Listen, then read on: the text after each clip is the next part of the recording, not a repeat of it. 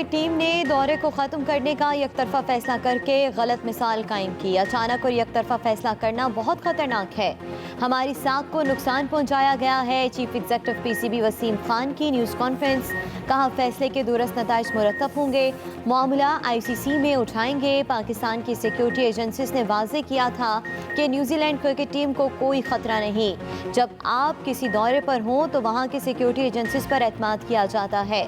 हमारा मौक़िफ़ यही है कि हम अपनी होम क्रिकेट पाकिस्तान में ही खेलेंगे।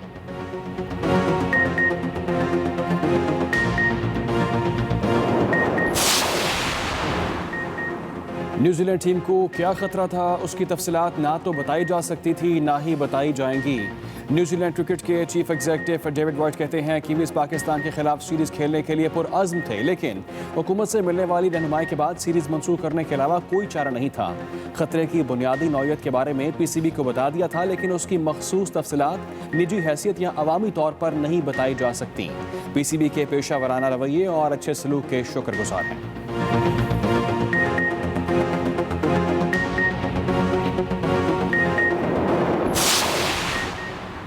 पाकिस्तान में क्रिकेट को भारी नुकसान पहुंचाकर न्यूजीलैंड क्रिकेट टीम की वापसी। कीवीज यूएई पहुंच गए। सिक्योरिटी का बहाना बनाकर एन मैच से पहले दौरा खत्म करने पर शायकीन में शदीद गुस्सा बरकरार। दूसरी जानिब सीरीज के लिए खरीदी गई टिकटों की वापसी कल से शुरू होगी।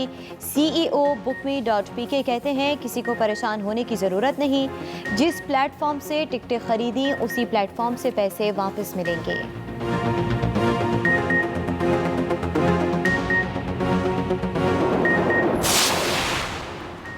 पाकिस्तान जा रहा हूं, कौन मेरे साथ आएगा? न्यूजीलैंड क्रिकेट टीम के सिक्योरिटी खदशात पर पाकिस्तान का दौरा अधूरा छोड़कर वतन वापस जाने के बाद क्रिस गेल का अपने ट्विटर अकाउंट पर पैगाम। क्रिस गेल की पोस्ट फौरन ही वायरल हो गई। पाकिस्तानी शायकीन क्रिस गेल की पाकिस्तान से मोहब्बत को सराहते हुए नजर आए। क्रिस गेल का बयान ट्विटर पर टॉप ट्रेंड बन गया।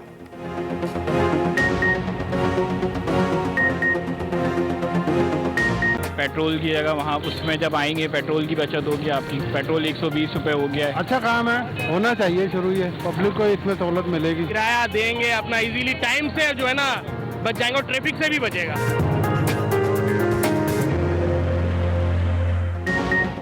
कराची के शहरियों के लिए खुशखबरी। ग्रीन लाइन बसें शहर कायद की सड़कों पर दौड़ने के लिए तैयार। 40 बसों को बंदरगाह पर ऑफलोड कर लिया गया।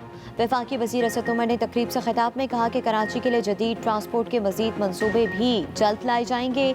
सॉफ्टवेयर की इंस्टॉलेशन और ड्राइवर्स की तरबियत के बाद बसें ट्रैक पर चलना शुरू हो जाएंगी। 24 अरब रुपये लागत का मंसूबा पावर हाउस चौरंगी नॉर्थ कराची से शुरू होकर नुमाइश पर इख्तिताम पजीर होगा। ग्रीन लाइन बस सर्विस से रोज़ाना 3 लाख अफराद को सफरी सहूलत मुयसर आएगी। शहरियों ने मंसूबा खुशाइंद करार दे दिया।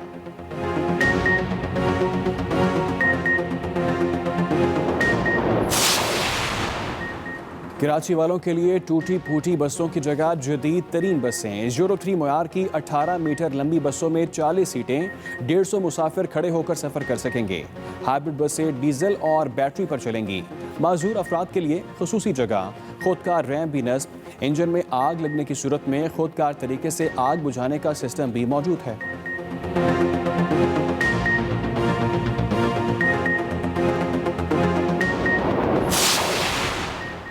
मुल्क को सबसे ज्यादा टैक्स देने वाले शहर के शहरी जनाजा नुमा बसों में सफर करने पर मजबूर हैं।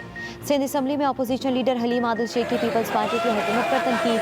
कहते हैं पीपल्स पार्टी लक्कड़ हजम पत्थर हजम पार्टी है। सिंध हुकूमत ने 1000 बसों का ख्वाब दिखाया, लेकिन एक बस भी सड़क पर नहीं आई। हलीम आदिल शेख ने न्यूज़ कॉन्फ्रेंस के बाद खटारा बस भी चलाई।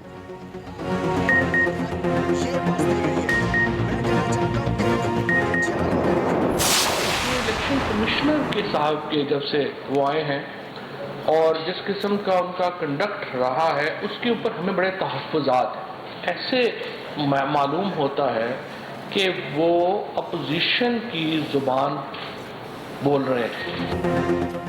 हुकूमत ने चीफ इलेक्शन कमिश्नर के कंडक्ट पर सवाल उठा दिया। वफाकी वजीर फवाद चौधरी और शिबली फराज के मुश्तरका न्यूज़ कॉन्फ्रेंस कहा, चीफ इलेक्शन कमिश्नर और अपोजिशन एक जुबान बोल रहे हैं। ऐसे लगता है इलेक्शन कमीशन ने पहले से इलेक्ट्रॉनिक वोटिंग मशीन की मुखालिफत करने का फैसला कर रखा था। 2011 से इस बात पर बहस हो रही है कि शफाफ इलेक्शन के लिए इलेक्ट्रॉनिक वोटिंग मशीनों की ज़रूरत है। अपोजिशन हमारी इस्लाहात इलेक्शन इस्लाहात को नहीं मानती तो अपनी इस्लाहात ले आए। ऑपोजिशन जमातों को नालायक बच्चे भी करार दे दिया।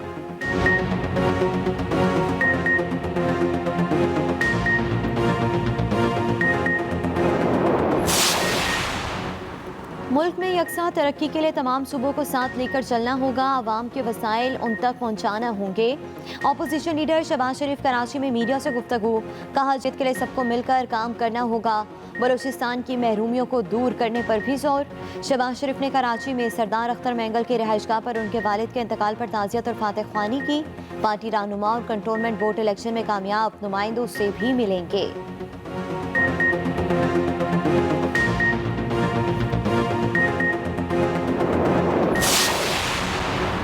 चेयरमैन सेनेट वज़ीर आला बलूचिस्तान जाम कमाल के खिलाफ तहरीक अदम एतमाद नाकाम बनाने के लिए मुतहरिक। बलूचिस्तान अवामी पार्टी के नाराज सूबाई वज़रा और MPs को मना लिया। ज़राए के मुताबिक वज़ीर आला बलूचिस्तान जाम कमाल के साथ 40 से ज़ायद सूबाई अरकान असम्बली खड़े हैं। नाराज अरकान के तहफ़्फ़ुज़ात दूर करने के लिए चेयरमैन सेनेट ने कमेटी के क़याम की यकीन दहानी करा दी। कमेटी अगले हफ्ते कायम की जाएगी। कमेटी सेनेटर्स, रुकने कौमी असम्बली, सूबाई वज़रा और अरकान पर मुश्तमिल होगी।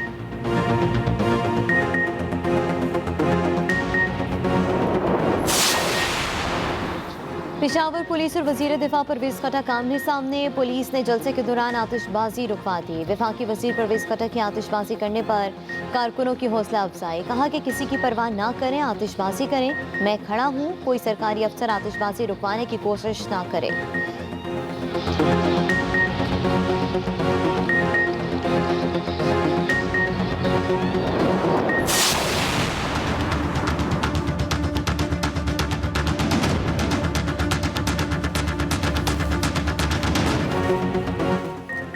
मुल्क में कोरोना की शरह 5% से कम, मोहल्ले वार अब भी जारी। वबा से मजीद 71 अमवात, 2580 नए केस रिपोर्ट। मुस्बत केसों की शरह 4.68% रिकॉर्ड।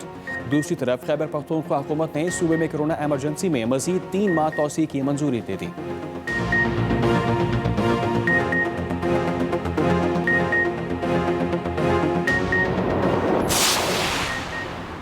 हैदराबाद में आटे की कीमत में मजीद 2 रुपये फ़ी किलो इजाफा।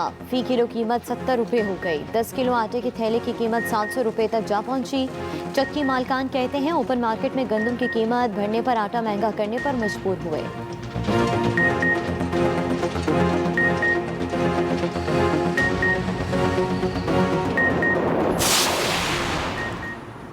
अवामी नेशनल पार्टी का महंगाई के खिलाफ खैबर पख्तूनख्वा के मुख्तलिफ शहरों में एहतजाज।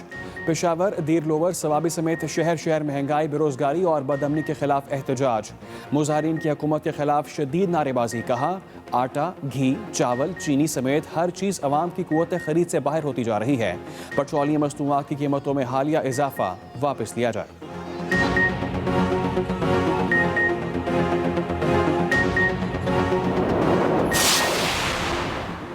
पंजाब हुकूमत के कारकुनों के फलाह बहबूद और तहफ़्फ़ुज़ यकीनी बनाने के लिए काबिल कदर इक़दामात। मुआयना सिस्टम की डिजिटलाइजेशन, सरगोदा में रेस्क्यू स्क्वाड और मकड़वाल में माइंस लेबर वेलफेयर अस्पताल का भी क़याम।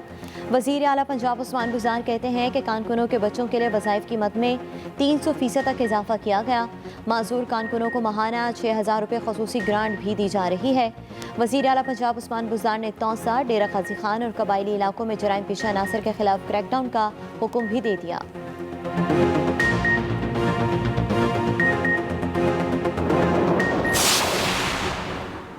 Chief justice of Pakistan justice Gulzar Ahmed का जस्टिस एजाजुल एहसन के साथ इंडोनेशिया का दौरा।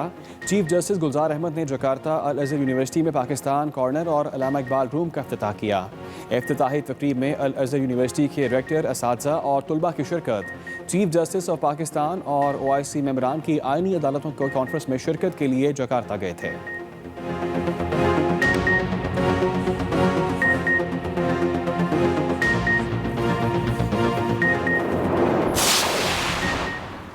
पाक बहरिया के सरबराह एडमिरल अमजद खान न्यासी का दौरा अमरीका। 24वें इंटरनेशनल सी पावर सिंपोजियम में शिरकत। तर्जुमान पाक बहरिया के मुताबिक सिंपोजियम में 80 से ज़ायद ममालिक के वफूद की शिरकत। नेवल चीफ की अमरीका के सेक्रेटरी ऑफ नेवी और अमरीकी बहरिया के आला हुकाम से अहम मुलाकातें। नेवल चीफ ने अर्जेंटाइन, फ्रांस, जर्मनी, घाना, जापान, श्रीलंका और तुर्की की बहरी अफवाज के सरबराहान से भी अलग अलग खसूसी मुलाकातें की।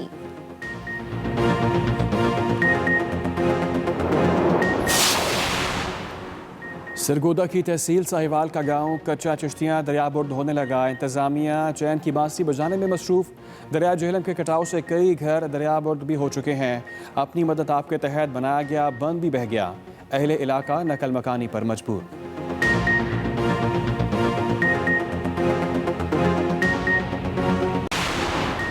सिंध को मनशियात से पाक करने का अज़म। सिंध साइकिलिंग एसोसिएशन मैदान में आ गई। मनशियात के खिलाफ शोर उजागर करने के लिए साइकिल रेस का एहतमाम। रेस में 60 से ज़ायद साइकिलिस्ट की शिरकत। नुमाया कारकर्दगी दिखाने वालों में इनामात भी तकसीम किए गए।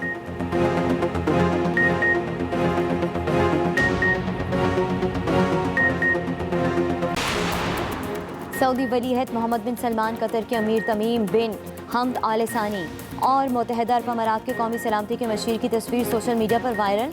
बरादराना माहौल में होने वाली मुलाकात में तीनों ममालिक के अहम रहनुमा इंतहाई खुशगवार माहौल में दिखाई दे रहे हैं। मुलाकात की तस्वीर सऊदी वलीअहद के निजी दफ्तर के डायरेक्टर की जानिब से ट्विटर पर शेयर की गई।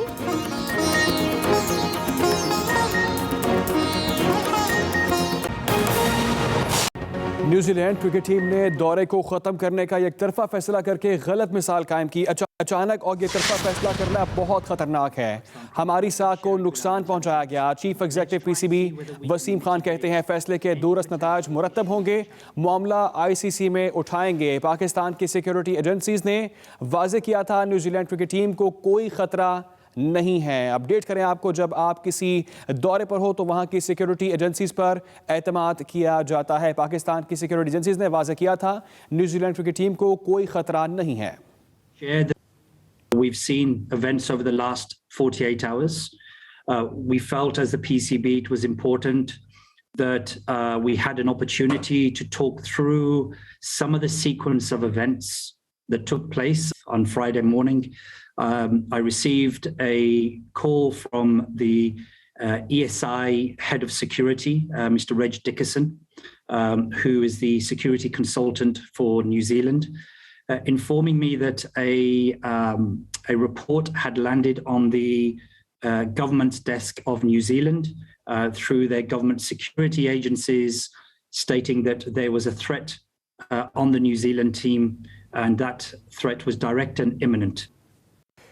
न्यूजीलैंड टीम को क्या खतरा था उसकी तफसीलात ना तो बताई जा सकती हैं ना ही बताई जाएंगी। न्यूजीलैंड क्रिकेट टीम के चीफ एग्जीक्यूटिव डेविड वाइट कहते हैं कीवीज पाकिस्तान के खिलाफ सीरीज खेलने के लिए पुरअज़्म थे, लेकिन हुकूमत से मिलने वाली रहनुमाई के बाद सीरीज मंसूख करने के अलावा कोई चारा नहीं था। खतरे की बुनियादी नौयत के बारे में पीसीबी को बता दिया था, लेकिन उसकी मखसूस तफसीलात निजी हैसियत या अवामी तौर पर नहीं बताई जा सकती। रुक करते हैं फैसलाबाद का, जहां पर फरूख हबीब मीडिया से गुफ्तगू कर रहे हैं। पैदावार बढ़ा के, सनती पैदावार बढ़ा के, आईटी की पैदावार बढ़ा के और जो मुल्क की एक्सपोर्ट्स हैं उसमें बढ़ा के हम उसका जवाब इनको देंगे इंशाल्लाह। बाशरीफ साहब कह रहे हैं कि कंटोनमेंट बोर्ड की जमात थी, कंटोनमेंट बोर्ड में इसको खत्म कर देंगे। आज उन्होंने बैंकर साहब से मुलाकात भी की। क्या बलोचिस्तान में तब्दीली आ रही है, कोई हुकूमत गिराई जा रही है आपके साथ? देखें, बलोचिस्तान में तो नून लीग को एक कैंडिडेट नहीं मिला और शहबाज शरीफ की बात का क्या मैं जवाब दूं? जिसकी बात को उनकी भतीजी जो है वो मरियम संजीदा नहीं लेती, उस बात को मैं क्यों संजीदा लूं? दूसरा ये वही शहबाज शरीफ हैं जिन्होंने जरदारी को जो है वो लाड़काना की सड़कों पे घसीटना था। बात को उनकी भतीजी जो है वो मरियम संजीदा नहीं लेती, उस बात को मैं क्यों संजीदा लूं? दूसरा ये वही शहबाज शरीफ हैं जिन्होंने जरदारी को जो है वो लाड़काना की सड़कों पे घसीटना था। चले लाड़काना पे ना घसीट सके, लेकिन शहबाज शरीफ को ही ख्वाब में ही घसीट के दिखा दें, लेकिन वो भी नजर नहीं आया।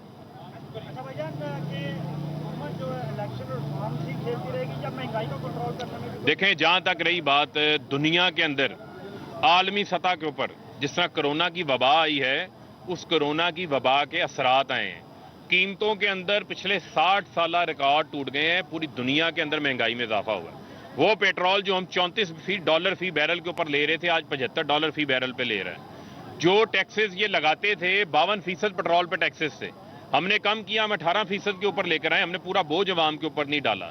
इसके अलावा महंगे बिजली घर लगा के गए 45% इंपोर्टेड फ्यूल के ऊपर। आप बिजली ले या ना लें, कारखानों को 1500 अरब रुपया हमने अदा करना है, तो उसका जवाब भी शहबाज शरीफ दें। इसके अलावा हम टारगेटेड सब्सिडी देने जा रहे हैं जो मुल्क का कमजोर तरीन तबका है उसको, जिसमें हम उसको राशन के हवाले से सब्सिडी देंगे, जिसके ऊपर उसके ऊपर बोझ कम से कम पड़े। जो वेल्थ क्रिएशन हो रही है उससे रोजगार के मौके पैदा होंगे और इसी तरीके से आप देखेंगे कि इंशाल्लाह हम इसके ऊपर काबू भी पाएंगे। लेकिन जो कोरोना के असरात हैं उसकी वजह से दालें इंपोर्ट हो रही हैं, खुर्दनी तेल इंपोर्ट हो रहा है। जो खुर्दनी तेल $500 के ऊपर मिलता था पर टन, वो आज 1200 रुपए पर टन के ऊपर पहुंचा हुआ है। फिर जो शिपिंग कंपनियां हैं जिससे ट्रांसपोर्टेशन होती है, उनके रेटों के अंदर भी बेशुमार जो है वो इजाफा हुआ है। तो उन असरात का पाकिस्तान के ऊपर भी असर पड़ा है। लेकिन हमने कोशिश की है कि हम उसका असर पाकिस्तान पे ना आने दें। हम दालों की पैदावार पाकिस्तान में बढ़ा रहे हैं। 22 करोड़ जमीन हमारे पास मौजूद है, जिसमें से 5 करोड़ काबिले काश्त है। बाकी जमीन को हम काबिले काश्त बना रहे हैं। पाकिस्तान के अंदर हम ऑलिव की काश्तकार को बढ़ा रहे हैं ताकि ऑल्टरनेट ऑयल हमारे पास खाना पकाने के लिए जो है वो मौजूद हो। पाकिस्तान इन तमाम चीज़ों के ऊपर काम कर रहा है। गरीब के लिए, पाकिस्तान की आवाम के लिए, फलाई मंसूबे के लिए हेल्थ कार्ड वज़ीर आज़म साहब ने जो है वो दिसंबर 31 तक पंजाब की सारी आबादी को मिलेगा, KPK को मिल चुका है। इसी तरीके से हाउसिंग सेक्टर के अंदर बैंक